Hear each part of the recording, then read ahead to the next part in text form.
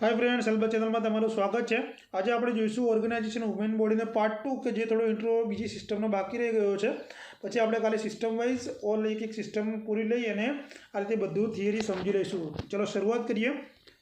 પહેલી skeletal system थी। Skeletal system એટલે શું થાય? જો ગુજરાતીમાં કરવા જઈએ તો કંકાલ તંત્ર થાય। શું થાય? કંકાલ તંત્ર કે જેની અંદર આપણા શરીરના બધા બોન્સનો સમાવેશ થાય છે, બરાબર।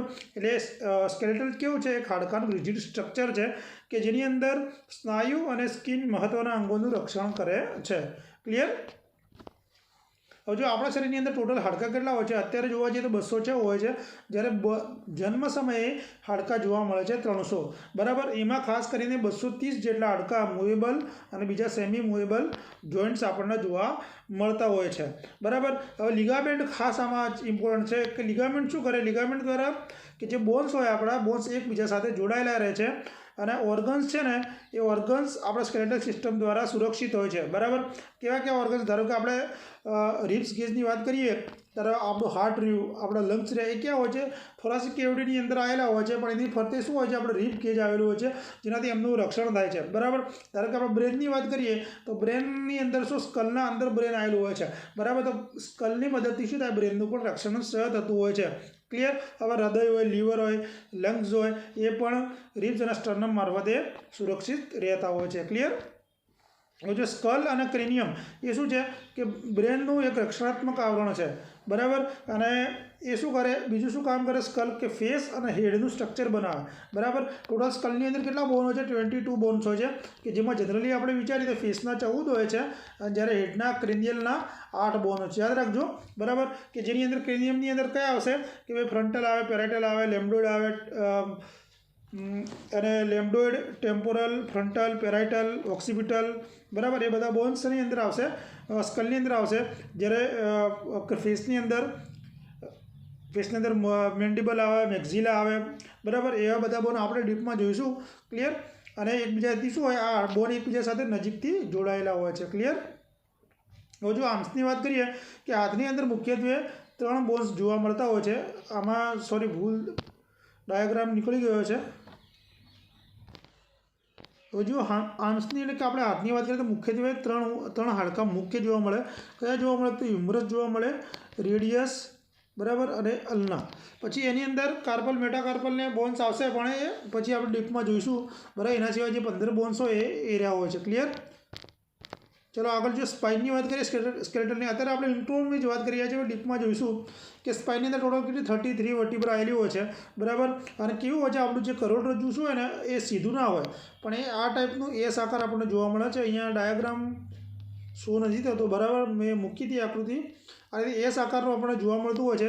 જનરલી જે હોય પહેલો જે સ્ટાર્ટિંગનો ભાગ હોય છે સર્વાઇકલ વર્ટિબ્રા હોય છે, પછી થોરાસિક વર્ટિબ્રા આવે, અને પછી લંબાર આવે, અને પછી કોક્સિજિયલ આવતી હોય છે, બરાબર। એ આપણે ડીપમાં જોઈશું। અત્યારે ઇન્ટ્રોમાં જોઈ લઈએ, આપણે પછી ભણીશું બધું ડીપમાં। હવે જો બોન શાના બનેલા હોય છે? આ બી ઇમ્પોર્ટન્ટ છે, ઘણીવાર એક્ઝામમાં પૂછાયેલું છે કે બોન કેલ્શિયમના, મિનરલ સોલ્ટના અને સેલ અને શરીરના જે લાઈવ ઓર્ગેનિઝમ્સ હોય કે જીવંત ભાગો હોય એના બોન્સ બનેલું હોય છે, બરાબર। સ્ટિંગ લાઇક મટીરિયલ એટલે કે તાર જેવું મટીરિયલ હોય ને એનાથી બનેલા હોય છે, એકદમ તાર જેવો, જેને આપણે શું કહીએ છીએ? કોલોજન તરીકે ઓળખીએ છીએ। શું કહીએ છીએ? આપણે એને કોલોજન કહીએ છીએ, કે સ્ટ્રિંગ લાઇક મટીરિયલ હોય જેને આપણે કોલોજન તરીકે ઓળખીએ છીએ। સ્ટ્રિંગ લાઇક મીન્સ તારના જેવો, તાંતણા જેવું હોય એને આપણે સ્ટ્રિંગ લાઇક કહેતા હોઈએ છીએ, બરાબર। ખાસ બીજું બોનની અંદર શું હોય? રેડ બોન મેરો અને યલો ટ્યુબ આવેલી હોય છે, કે જેને આપણે શું કહીએ છીએ? મેરો, કે રેડ બોન મેરો અને યલો બોન મેરો તરીકે ઓળખીએ છીએ, કે જે આપણા શરીર માટે બહુ જ ઉપયોગી છે, કે જેની અંદર શું હોય છે? કે આ જાતની ટ્યુબ હોય એ શું કરે? રેડ બ્લડ આરબીસી બનાવતો હોય છે। શું કરે? આરબીસી। અને જ્યાં આપણા શરીરની અંદર આરબીસી નાશ પામે, બરાબર, અથવા વેસ્ટ થઈ જાય તો એને શું કરે? રિપ્લેસમેન્ટ કરવાનું કામ કોણ કરે છે? આ મેરો એટલે કે મેરો કરતું હોય છે, બરાબર। અને મેરોની અંદર શું થાય? કે ફેટ અને સુગરનો સંગ્રહ પણ જોવા મળતા હોય છે। અને જે બહારનું લેયર હોય એ બહુ સખત હોય છે, જેને આપણે હાર્ડ બોન તરીકે ઓળખીએ છીએ। અને બોનની અંદર જે વચ્ચે આવ્યું હોય સ્પંજ જેવું, સ્પંજી લેયર તરીકે આપણે ઓળખીએ છીએ, બરાબર। એને હનીકોમ્બ એટલે કે મધપૂડા જેવું હોય, વચ્ચે કેવું હોય? મધપૂડા જેવું। જ્યારે આપણે ડીપમાં જોઈશું ને હું તમને બધું વિથ ડાયાગ્રામ સમજાવીશ, બરાબર। એકદમ મધપૂડા જેવું હોય છે, જેને આપણે સ્પંજી બોન તરીકે ઓળખીએ છીએ। ક્લિયર? હવે જો રિબ ગેજની વાત કરીએ કે રિબ ગેજ જોઈ લો આ આકૃતિની અંદર, કે આ રીતનું આપણું રિબ ગેજ હોય, કે જે અહીંયા આ જે ભાગ છે એ શેનો છે? સ્ટર્નમનો ભાગ છે, બરાબર। હવે અહીંયા આ શું છે ક્લેવિકલ બોન છે બરાબર। અહીંયા આ હ્યુમરસ બોન છે જે શેની મદદથી જોડાશે ગ્લિનોઇડ કેવિટીથી બરાબર। ગ્લિનોઇડ કેવિટી ઘણીવાર એક્ઝામમાં પૂછાયેલું છે કે હ્યુમરસ બોન કઈ રીતે જોડાય છે સ્કેપ્યુલા સાથે જે જોડાય પાછળનો એકદમ ભાગ હોય સ્કેપ્યુલાનો હોય છે આ ગ્લિનોઇડ કેવિટી જોડાય જે રીતે ફીમર આવશે આપણે ફીમેર એસેટાબુલમ કેવિટીની અંદર જોડાતું હોય છે બરાબર। આ હ્યુમરસનો પાર્ટ છે નીચે રેડિયસ અને અલ્નાર હોય છે ક્લિયર। એમાં આપણે જે રિબ્સ છે રિબ્સની અંદર ટ્રુ રિબ્સ ફોલ્સ રિબ્સ અને તરતી રિબ્સ આપણે કહીએ છીએ બરાબર એ ફ્લોટિંગ રિબ્સ। તો આ એ આપણે જોઈશું ડીપમાં। એટલે જો રિબ્સ સ્પાઇન અને સ્ટર્નમ ભેગા મળી શું બનાવે ત્રણ ભેગા થઈ અને પાંસળીનો ભાગ બનાવતા હોય છે ક્લિયર। આ સ્ટર્નમનો ભાગ છે બરાબર પાછળ સ્પાઇનનો ભાગ એટલે સ્પાઇન સાથે રિબ્સ જોડાય ને બરાબર અને એ ત્રણ ભેગા થઈને બનાવે ક્લિયર યાદ રાખજો। હવે લેગની વાત કરીએ જો હ્યુમન લેગની અંદર ટોટલ કેટલા 8 હાડકાં હોય છે બરાબર।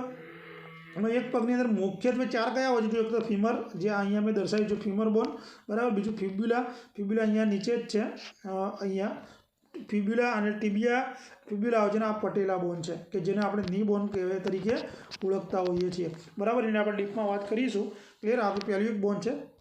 હવે આની અંદર કેવું છે એમાં બધા ડિવાઈડ કર્યા છે કે ભાઈ એક્સિયલ બોન કયા કયા હોય એપેન્ડિક્યુલર બોન કયા કયા હોય બરાબર।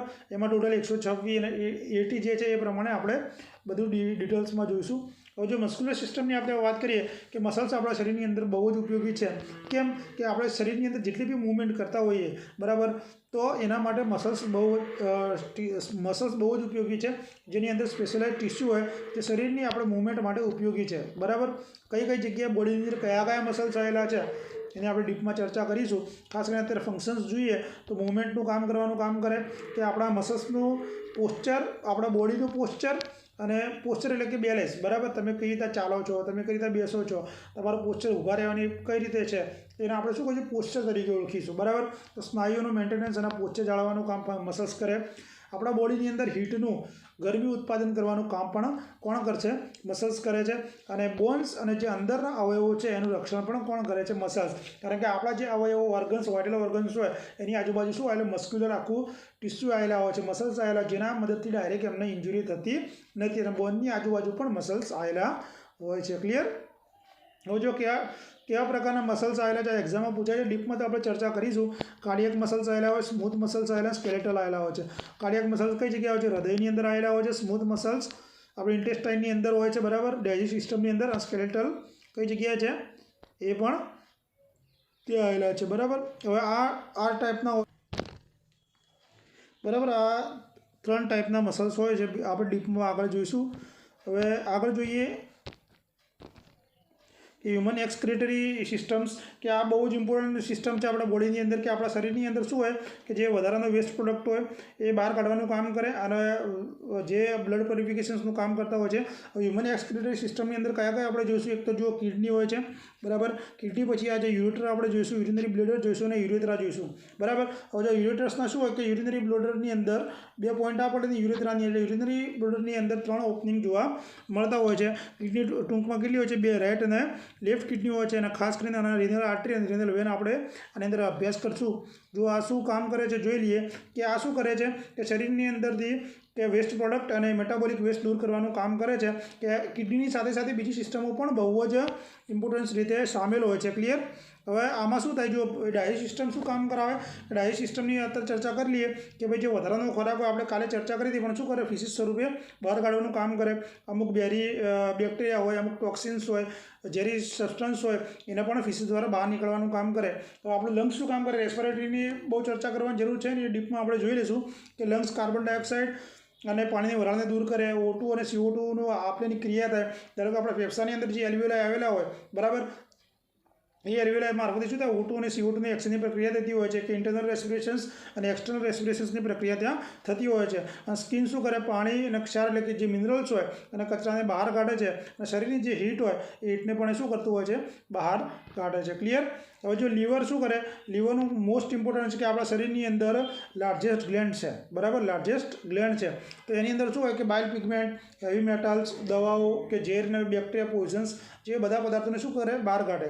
કિડની શું કરે યુરિન આ ખાસ ઇમ્પોર્ટન્ટ છે કે યુરિન ફોર્મેશનનું કામ કોણ કરે કિડની કરશે। યુરેટર શું કરશે જે યુરિન હોય પેશાબને શું કરશે યુરિનરી બ્લેડરમાં લઈ જવાનું કામ કરશે અને જે યુરિનરી બ્લેડરમાંથી જે યુરિન આવ્યું હોય એ શું કરશે ત્યાં સંગ્રહ થાય જ્યાર સુધી વ્યક્તિને વોઇડ એટલે કે ઈચ્છા ના થાય યુરિન પાસ કરવાની ત્યાર સુધી યુરિનરી બ્લેડરની અંદર આ યુરિન પડ્યું રહેશે, બરાબર. અને પછી જે યુરિનરી બ્લેડરની અંદર જે યુરિન હોય એ શું કહે, યુરેથ્રા મારફતે બહાર નીકળી જશે. ક્લિયર. હવે જો સ્કિનની વાત કરીએ તો સ્કિન ઇમ્પોર્ટન્ટ છે કે સ્કિન શું કરે, આપણા બોડીનું ટેમ્પરેચર જાળવી રાખે. કઈ રીતે જાળવી રાખે કે રેડિયેશન્સ અને કન્ડક્શન્સ દ્વારા જે વધારાની ગરમી હોય એ શરીરમાંથી બહાર કાઢી નાખે. કારણ કે સ્કિનમાં શું હોય, પરસેવાની ગ્રંથિઓ, સ્વેટ ગ્લેન્ડ આવેલી હોય છે, નાના નાના પોર્સ આવેલા હોય છે, બરાબર. એ પોર્સની મદદથી શું થાય, હીટ લોસ કરવાની અંદર એ મદદરૂપ કરતી હોય છે.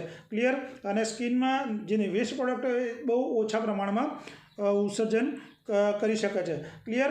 તો હવે આ તો આપણું ઇન્ટ્રો જસ્ટ. હવે કાલથી આપણે સિસ્ટમ ચાલુ કરીશું અને સિસ્ટમ વાઇઝ બધા જે MCQ આપણે પૂરા કરીશું. જો વિડીયો ગમે તો લાઇક શેર જરૂર કરજો.